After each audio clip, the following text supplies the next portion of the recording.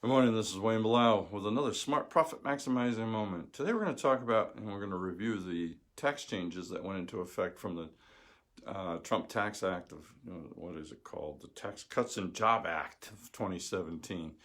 A lot of taxpayers are still confused over some of the changes, so before we get into the tax planning season, I wanted to review them. Remember, tax planning is one of the keys to our profit maximizing, which is one of the three things we do: tax planning, profit maximizing, and tax returns, and they all flow together.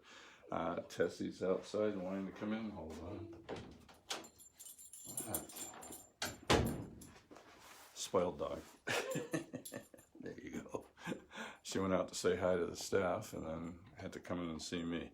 Anyways, before I get going, anytime I'm talking about taxes, remember, I love my audience, love the people that pay attention, but I'm not your tax person, all right? Get with your tax person. If you don't have one you trust, call me. Be happy to talk to you. Be happy to go over some of these. Here's some of the main changes that affected individuals, okay? The new law has kept the 7 tax brackets, made them bigger, lowered the brackets. Almost everybody I know paid less. Standard deduction nearly doubled, went to $24,000 for couples, $12,000 for individuals, $18,000 for head of household. If you're 65 or older, you got more. You got $1,300. Personal exemptions disappear.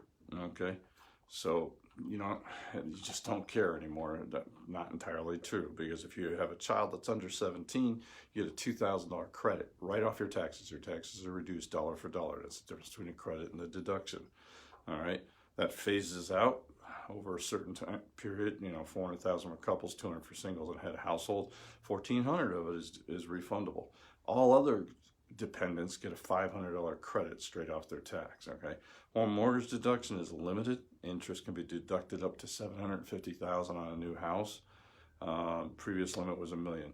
No longer a deduction for interest paid on home equity loans, so be careful with that. State and local taxes are limited to $10,000. Property taxes are still fully deductible for business owners and rental property. So that's a plan that you can do. If you have a rental property that has equity and you still own on your mortgage and it's going to be limited, or you're not going to have enough to go past the $24,000 if you're married in standard deduction, refinance your rental house, pay off your personal house, all right? All miscellaneous deductions are pretty much eliminated. That's things like employee business expenses, brokerage fees, IRA, custodial fees, all the other stuff, all right? Alimony deductions for post-2018 divorce decrees disappeared. Good news for those who receive alimony: they don't have to report it as income. Now, it's before 18, all the old rules go. Medical expenses limit was 10%. Charitable contributions, you can deduct up to 60% of your AGI, adjusted gross income. Phase out of itemized deductions for higher income taxpayers is eliminated. The new law makes converting an IRA to a Roth IRA something that should be done carefully. You really got to get with a tax person now, because you can't unconvert them. Once you convert them, you can't take them back, which used to be a good ploy. Unearned income of dependent minor children is no longer taxed at the parents' rate. It's taxed at the trust return rate, which are normally lower than the parents' rate but higher than the child's rate. The new law lowers the alternative minimum tax by increasing the exemption quite a bit. A lot of people just don't get it anymore. Obamacare, this is a big change for 2019. The penalty's gone. So if you don't have insurance, you no longer have to worry about it as far as taxes go.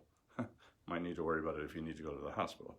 Tax-free treatment of like-kind property has been eliminated for all but real estate transactions.